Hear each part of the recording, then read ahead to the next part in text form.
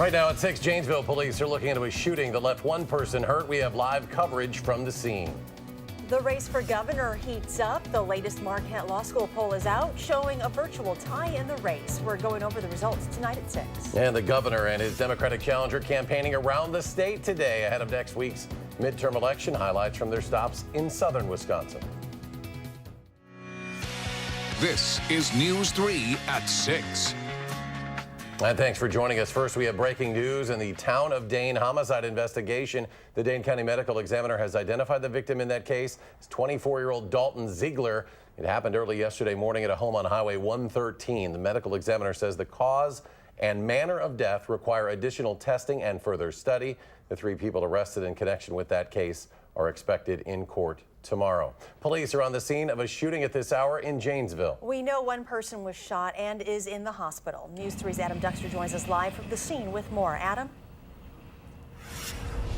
Eric and Charlotte, the scene is clear now, but earlier today around 3 o'clock, Janesville police responded to a call of shots fired outside of the Holiday apartment complex just behind me. And when they arrived, they found one victim as well as a suspect near the scene who they were able to apprehend safely. And they say the suspect and victim knew each other, so at this point there's no threat to the public. As for this neighborhood, I spoke with someone who knew the victim directly earlier today. Could have been a total stranger, I still would have helped. But knowing the person, I mean, yeah, it's scary. I mean, all the kids that were outside and stuff, it don't matter who it is, you know what I mean? It's scary that on a day like Halloween with all these kids outside, someone is crazy enough to do that in this neighborhood, man. Now, as for the identity of either of the suspect or the victim's condition, police are not releasing any of that information at this time, although a Janesville police officer I talked to earlier today told me that he was speaking with the victim as the victim was being loaded into the ambulance, and the victim was awake and coherent. And as for more information, Janesville police say they're going to hold a press conference tomorrow morning. But again, this is something we're going to be continuing to follow throughout the night. Adam Dexter reporting tonight. Adam, thank you. Looks like it'll be down to the wire in the race for governor. The latest Marquette Law School poll shows the race between Governor Scott Walker and his challenger, State Superintendent of Schools Tony Evers, is tied. The poll conducted last week shows Governor Walker and Evers tied at 47% apiece. Poll director Charles Franklin says the exact same number of voters chose both Governor Walker and Tony Evers. I'd be surprised if we see a really big change. I've been surprised before, but this last week may be a game of inches. Maybe millimeters to who gets the advantage. Very important. Now, Governor Walker led the race by 1 point in Marquette's polling earlier this month. And in a last-ditch effort tonight, the candidates for governor are heading all over the state trying to pick up that last-minute support. Rose Schmidt has highlights along the campaign trail from southern Wisconsin. Both candidates running for governor are traveling to fringe areas of the state just days before the election, with Tony Evers riding a school bus around Platteville and Dodgeville, and Governor Walker touring a manufacturing company here in Beloit. Neck and neck, both candidates know it's down to the wire. But some of the top news of the day is that Evers is receiving extra security protection from the Wisconsin State Patrol after a Facebook post made by a Barron County man. The State Patrol will respond to that. I will not. While Evers would not comment on the situation, Governor Scott Walker told us the State Patrol verified that he isn't a target after the post, but it's a situation he says he knows all too well.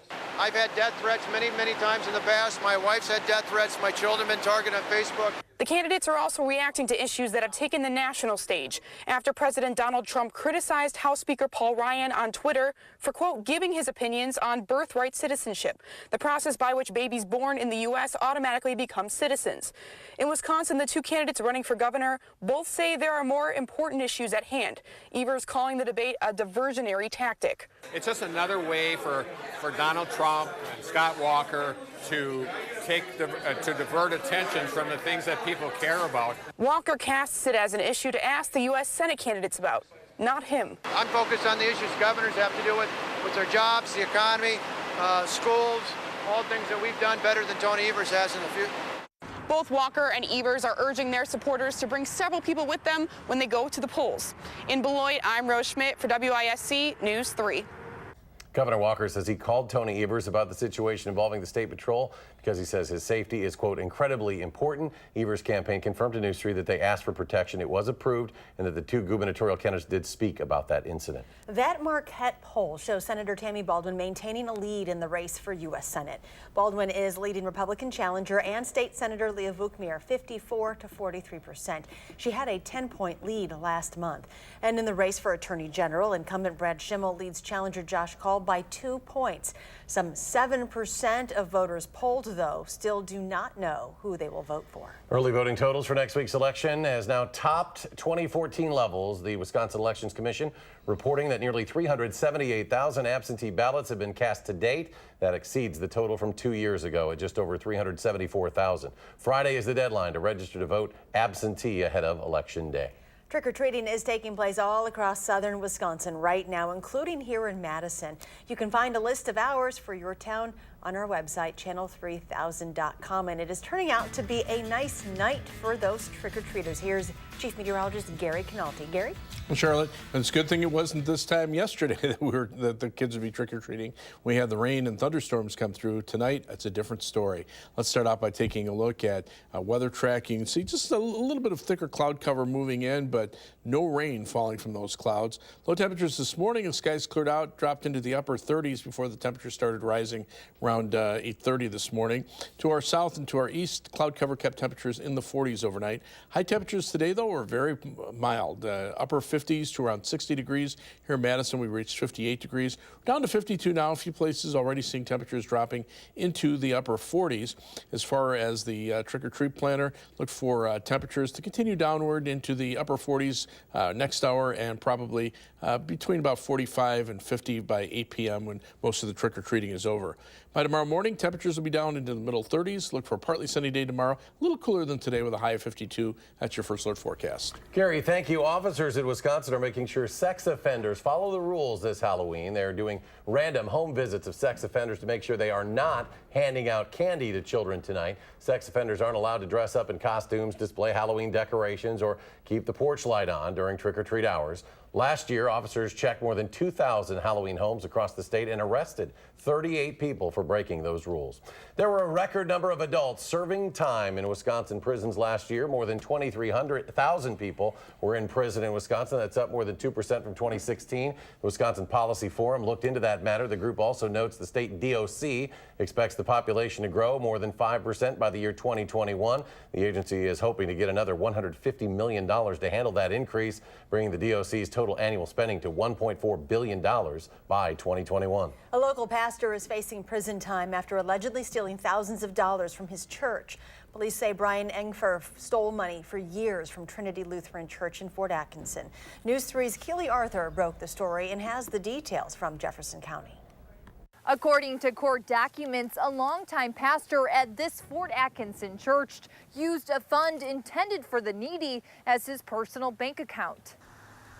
It's personal, I think, for a lot of people that, put their trust or faith in Pastor Brian. It was a church account called the Pastor's Discretionary Fund. Private account set aside so that he could give gas money or shelter to people in need. But instead, police say this man, Brian Engfer, a former pastor at the church, used it to buy things like a car, a country club membership, and pay off family members. This all happened between April of 2012 to April of 2018. Engfer ultimately resigned in May from Trinity Lutheran. After he resigned, they started going through the books. He left his checkbook there, and they started seeing some things that didn't look right. According to the criminal complaint, an audit shows Engfer stole more than $13,000 from the church. Fort Atkinson Police Captain Jeffrey Davis says all parties known to have received stolen money from Engfer are cooperating, but Davis says there could be more. If there's other people out there that may have received money for different reasons that were not appropriate,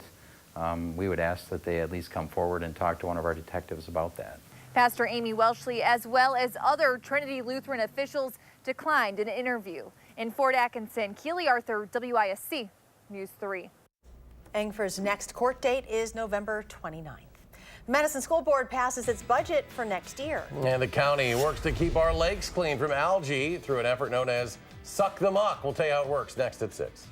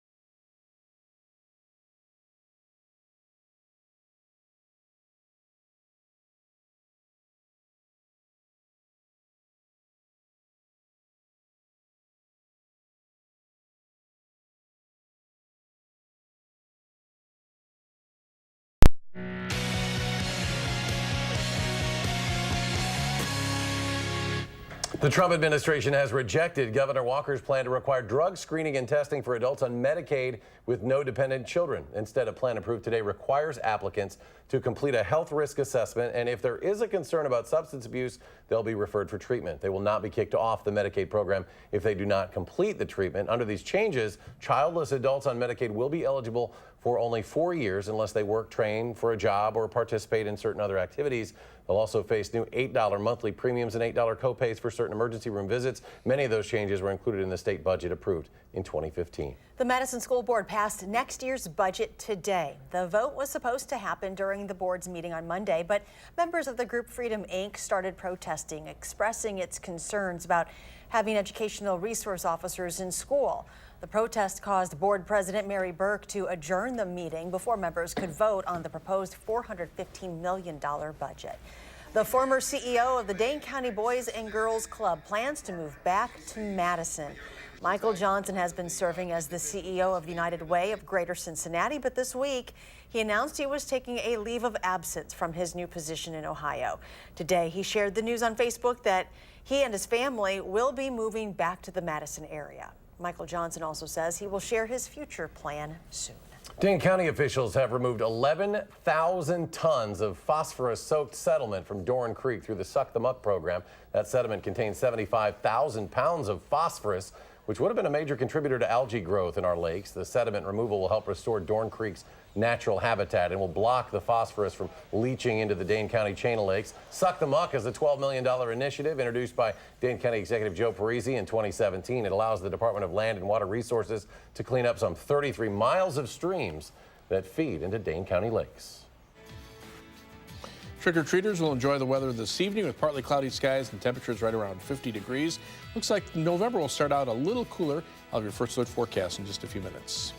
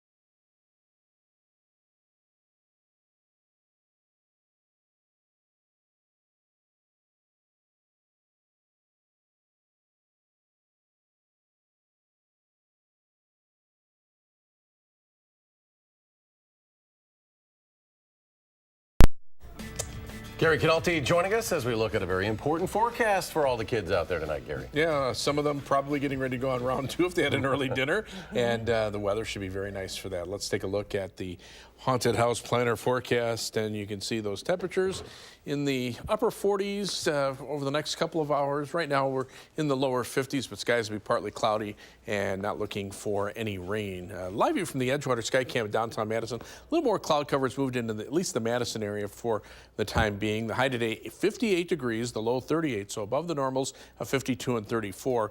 Right now our temperature is 52 degrees. Skies are mostly cloudy. Winds are out of the northwest at 3 miles per hour. As we take a look at the Climate Prediction Center temperature outlook released today for the month of November, calling for below normal temperatures from Wisconsin southward, the highest probability centered over the Arklatex region of Texas, Arkansas, and Oklahoma. Above normal temperatures expected along the east coast and the west coast, highest probabilities out west. As far as precipitation is concerned, pretty strong signal for above normal precipitation right along the Ohio River into New England. We're looking at about a 40 to 50% chance of above normal precipitation here in southern Wisconsin. Now, looking farther down the road, this includes November, December, and January, so basically for the first half of winter. Above normal temperatures are expected across much of the country with the highest probability in the Pacific Northwest, but we're looking at about a 45% chance of above normal temperatures. Precipitation, equal chances of above or below normal precipitation here in Wisconsin. We're expecting a weak El Nino weather pattern. That really doesn't bode well as far as trying to pin down whether or not we're going to see above or below normal precipitation, but it does bring a strong signal for above normal precipitation from Texas through the southeastern part of the country and then up the east coast, and below normal precipitation in the Pacific Northwest. Now, temperatures today, not bad right now. A few 30s already starting to creep into northern Wisconsin, still in the low 50s here in southern Wisconsin. And weather track, the jet stream is right overhead. There is cooler air to the north and west, and as this little trough of low pressure pivots to the east, our winds become a little more northwesterly, and that will start to cool our temperatures down over the next couple of days. A little cloud cover coming in from the south right now, not bringing any precipitation. That's way to the south in the vicinity of the cold front that came through yesterday.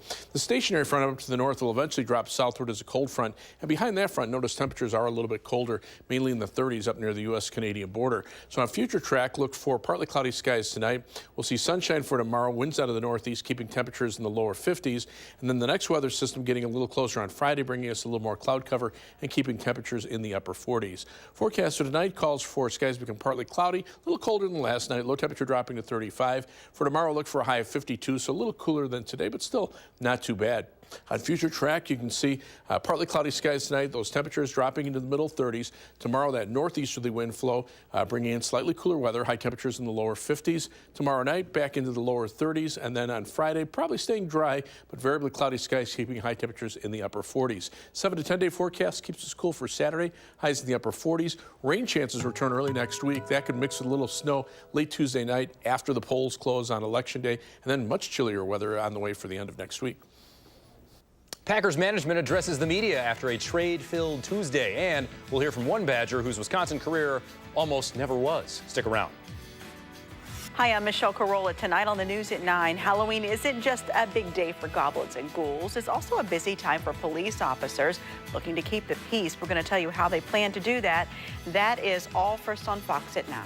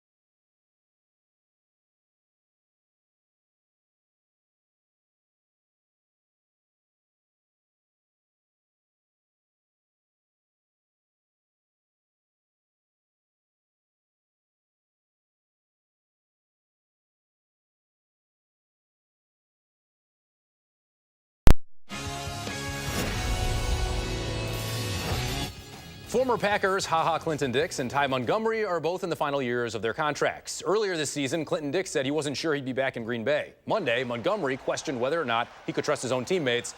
Tuesday, they were both shipped out of town. General Manager Brian Gutekunst addressed the media this morning, addressing trades for the first time, and said both decisions had to do with performance first.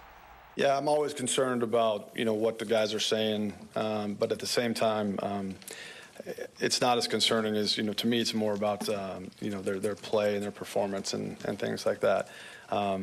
Anytime there's comments that come out of our locker room, I pay attention to it. If their names are put on it, I'm not as concerned as when their names aren't put on it. From a preparation perspective, head coach Mike McCarthy said multiple trades made Tuesday a little different. They have to get ready for the Patriots Sunday night, but McCarthy said he's excited moving forward because losing 2 regulars means gaining more playing time for multiple players, especially in the defensive backfield. We have multiple personnel groups, and so I think it's most important to the players that now have opportunities. There's more opportunities there to play, particularly safety and in the other positions as far as how we move people around. So I'm excited to see these guys step up and take advantage of the opportunity. One of the best players on the Badgers defense almost never was. Senior linebacker Ryan Connolly didn't have much in terms of scholarship offers coming out of Eden Prairie High School in Minnesota. All he did was walk on at Wisconsin, earn a scholarship, and lead the team in tackles this season with 57 and counting. Playing alongside All-American candidate T.J. Edwards doesn't hurt, but it almost never happened. I took one official visit, and that was to Minnesota Duluth, and I remember seeing the stadium and being like, my high school stadium's bigger than that, I don't want to play here. And so if Wisconsin never gave me that walk-on offer, I don't know what I'd be doing right now. I got into school here, and I was pretty pumped about that. And so I just knew I couldn't take a step sideways. I wanted to play at the biggest level. One day after reinstating him as head coach, Maryland has fired head coach DJ Durkin. He'd been on administrative leave since August 11th. Former Badgers assistant Matt Canada remains the interim head coach. All of this comes in the wake of offensive lineman Jordan McNair dying this summer following a heat stroke at a team workout. Durkin was 10-15 in 2 seasons. The Terps host Michigan State this weekend. Well, if you showed up for work in Boston today, I would ask you why. Red Sox rode double-decker buses and duck boats through the streets to celebrate their World Series title. Boston made short work of the Dodgers and blasted the song California Love for a little trolling through the loudspeakers. I would too. It's their fourth victory parade since 2004, 9th overall. Bambino, curses, all those things washed away, and people tomorrow at work might be a little under the weather. Kind of rubbing in the Dodgers' faces a little bit? Couldn't Just have a little shipping bit. up to Boston? Yeah, you see what the San Francisco Giants did. Totally worse. But Did you see that beer can that was thrown at the World Series trophy? Yes, and damaged it? yeah. Oh, man, can't do that. No, that's for sure. Final check, Gary? Things pretty quiet around here for the trick-or-treaters. Right now, temperatures are in the upper 40s to the lower 50s. Over the next couple of hours, we'll probably drop a couple of degrees each hour, bringing us down to about 47 by the time trick-or-treating is ending around 8 p.m. Otherwise, high temperatures tomorrow, a little cooler than today, probably in the lower 50s. Upper 40s for Friday and Saturday. Should be dry through Saturday. Rain early next week. Could be mixed with snow late Tuesday night after Election Day. Temperatures dropping, especially the second half of next week. Highs only in the lower to middle 40s. Nighttime low temperatures, upper 20s to lower 30s. Pretty chilly. All right, Gary, thank you very much, and thanks for joining us for News 3 at 6. Have a great evening, and we'll see you back here at 10.